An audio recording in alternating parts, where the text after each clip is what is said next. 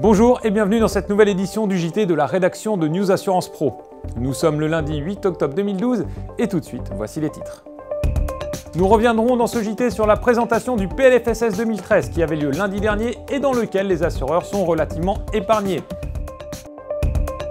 Nous parlerons ensuite notation avec Marc-Philippe Julliard de chez Fitch Ratings qui nous fera un focus sur le modèle de la banque assurance en particulier.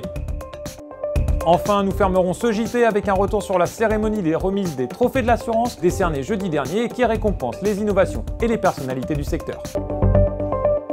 Vendredi 28 septembre et lundi 1er octobre, le gouvernement a dévoilé les projets de loi de finances et de loi de financement de la sécurité sociale pour l'année 2013. Si le premier prévoit sans surprise une nouvelle taxe sur la réserve de capitalisation et une taxe sur les entreprises dites de la finance, le PLFSS est plus modéré pour les assureurs. Un sujet de Magali Vogel.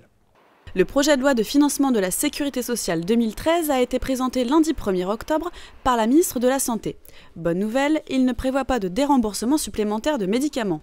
Côté chiffres, ce PLFSS prévoit 11,4 milliards d'euros de déficit du régime général et 2,6 milliards d'euros pour le FSV, soit un total de 13,9 milliards d'euros.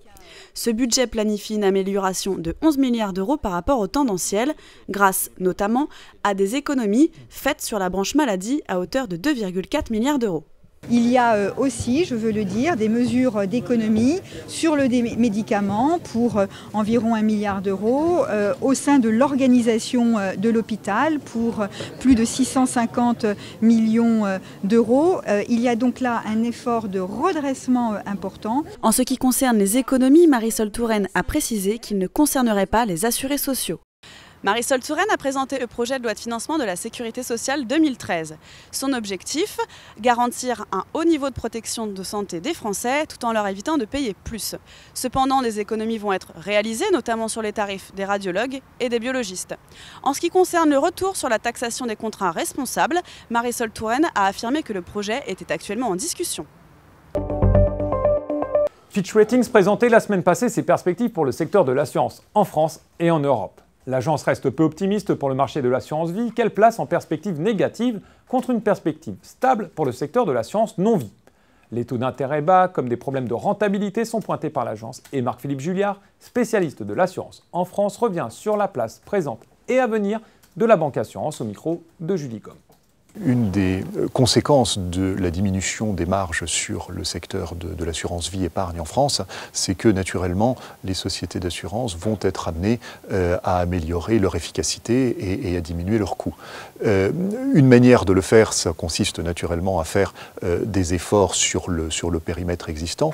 Une autre possibilité consisterait pour en particulier des établissements bancaires à rapprocher leurs activités d'assurance vie de telle sorte qu'il soit possible de générer des économies d'échelle. Cela a été fait dans d'autres domaines et je faisais naturellement référence à ce qui a pu se faire dans le domaine de l'asset management où des grandes banques françaises ont choisi de rapprocher leurs entités d'asset management. Jeudi dernier se tenait la 11e édition des trophées de l'assurance organisée par Molitor Consult. Parmi les lauréats, Patrick Jacot, président de la Mutuelle des Motards, a reçu le trophée de la personnalité de l'année pour son engagement, tandis que Nelly Brossard d'Amaguise recevait celui du jeune manager de l'année. AXA, La Massif, GEMA Prévention ou encore CFDP Assurance ont également été récompensés par un jury composé de professionnels et de journalistes du secteur. C'est la fin de ce JT et avant de nous quitter, nous vous donnons rendez-vous cette semaine pour le JT des réseaux. Et ne manquez pas non plus le début de notre dossier consacré à la fidélisation dans le secteur de l'assurance.